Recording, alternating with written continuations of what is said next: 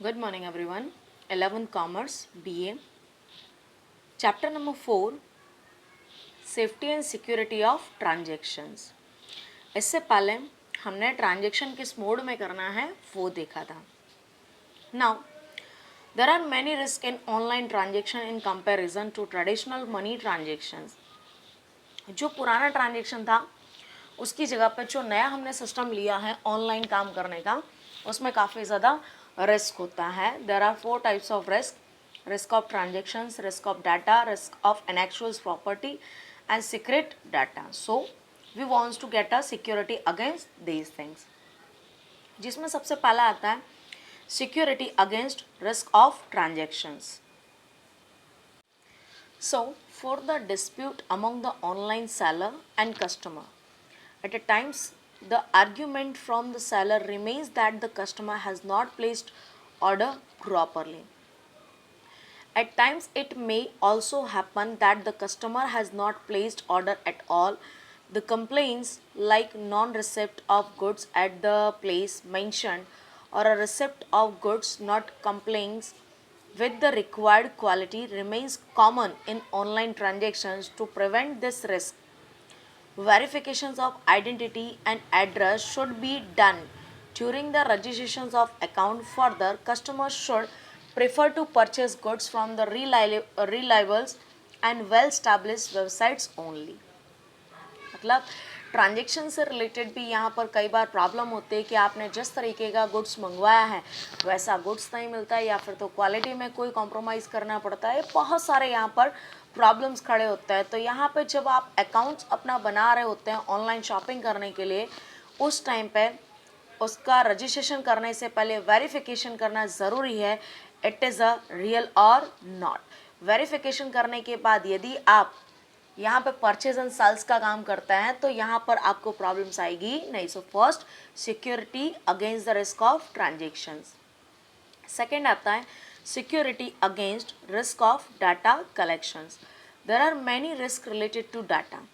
Important data can be changed or stolen for the purpose of enjoyment or with selfish motives. कई बार ऐसा होता है कि हमारा जो डेटा होता है वो कंपनी के बेसमेंट से चोरी हो जाता है, प्रॉब्लम हमारे लिए क्रिएट कर देता है. So you may be familiar with the words virus और hacking. Virus is a computer program. It create clones और replay that damage the data in computer systems, and virus interrupts on screens prevents the computer to work. It may damage the data, files or whole system. Antivirus software is to be used to prevent these types of risk.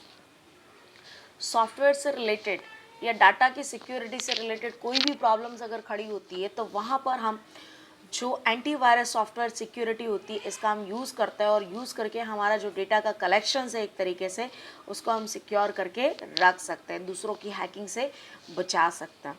हाँ, इसका try कर सकते हैं but not sure कि confirm हम इसमें security कर ही पाएंगे. नेक्स्ट आता है security against intellectuals property and privacy. Internet is an open platform. Once the information is placed on internet means it become public.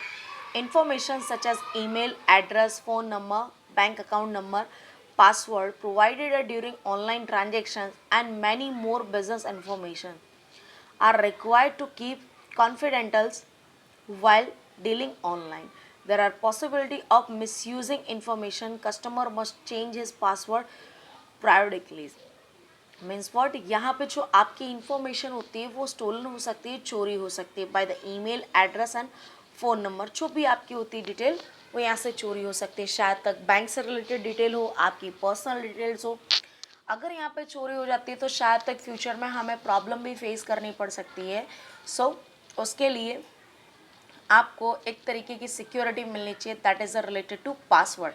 कि अगर हमें ऐसा लगता है कि हमारी डिटेल किसी ने हैक की है या प्रॉब्लम्स क्रिएट हो सकती है तो वहाँ पे हम अगर अपना पासवर्ड चेंज करते हैं तो हम अपनी जो भी प्राइवेसी है प्रॉपर्टी की उसको हम प्राइवेसी बना करके रख सकते हैं. नेक्स्ट आता है outsourcing.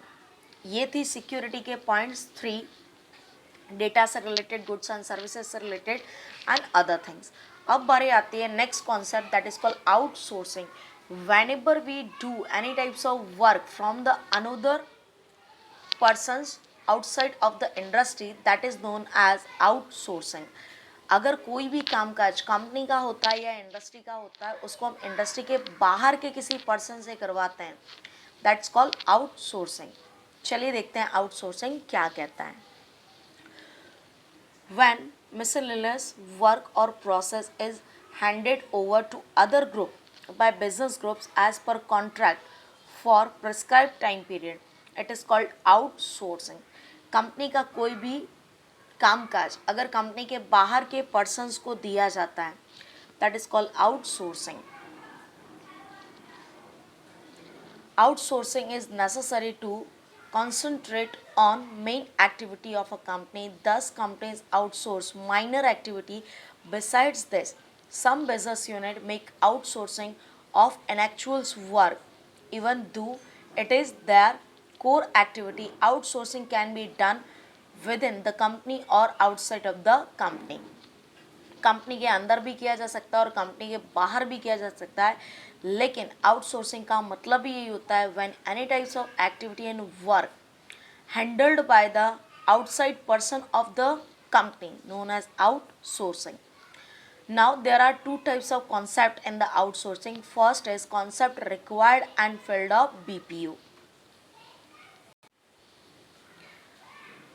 BPO means to get the contractual services of external company or a group to complete social work or a process of a company.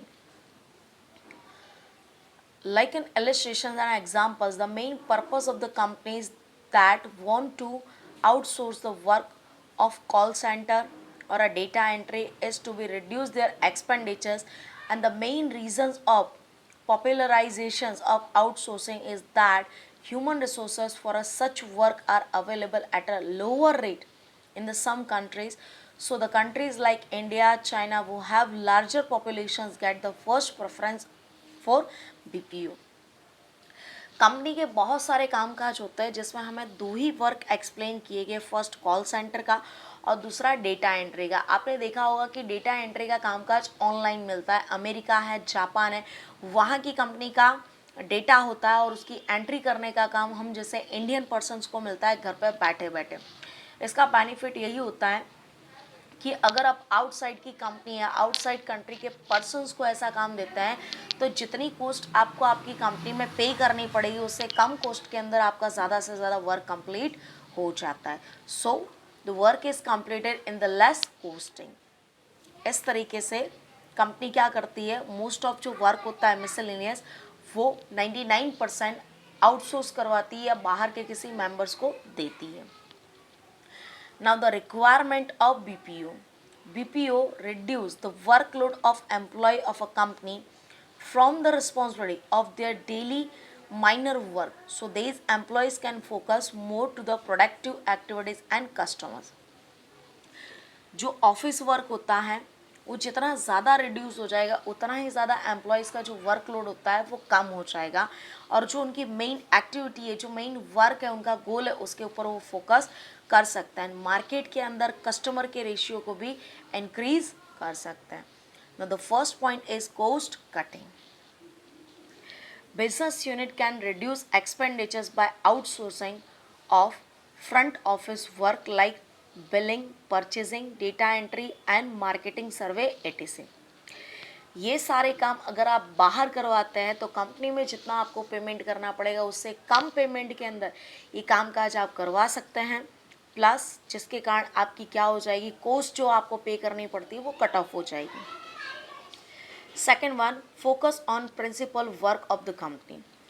Managers can specially focus on the principal work of the company by outsourcing of daily work of the professional unit. जो industries, जो unit professionally work करते हैं, ऐसे industries के अंदर जो miscellaneous work होता है वो अगर आउटसाइड करवाया जाता है या बाहर के किसी पर्सन से करवाया जाता है, एक कम पेमेंट करना पड़ेगा, बट दूसरा जो हमारी इंडस्ट्रीज़ के जो मैनेजर्स होते हैं डायरेक्टली वो अपना जो प्रिंसिपल वर्क है उसके ऊपर फोकस कर सकते हैं. Third, benefit of efficiency. Business concern can get quality work by outsourcing instead of recruiting and training employees. किसी पर्सन को रिक्रूट करना ट्रेनिंग देने से बेटर है कि बाहर के किसी पर्सन्स को वो काम दे दीजिए जिसके पास डेफिनेटली वो स्किल्स है, नॉलेज है, एफिशिएंसी है। तो हमें उसको बिना ट्रेनिंग दिए, बिना रिक्रूट करे, हम वहाँ से उसकी एफिशिएंसी का बेनिफिट ले सकते हैं। नेक्स्ट पॉइंट आता है to cater the dynamic demands. BPO companies provide facilities to cater and ever changing demands of the customer। जैसे जैसे कस्टमर्स के डिमांड चेंज होती है, जो फैसिलिटीज़ चेंज होती है, उस हिसाब से आपको कामकाज प्रोवाइड करती है और this is are related to demands. Next आता है increase in the profit.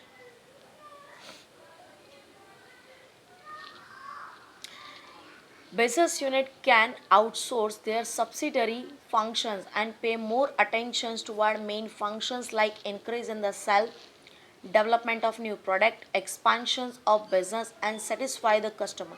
As a result, profit of the business unit will be increases.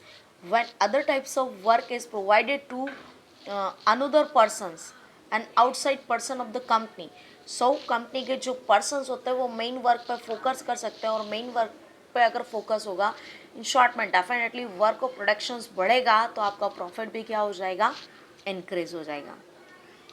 So these are the fields of BPO। अभी ये कैसे काम करता है, स्कोप ऑफ BPO, ये हम देखेंगे नेक्स्ट लेक्चर में। इतना आपको अच्छे से करना है। Thank you so much.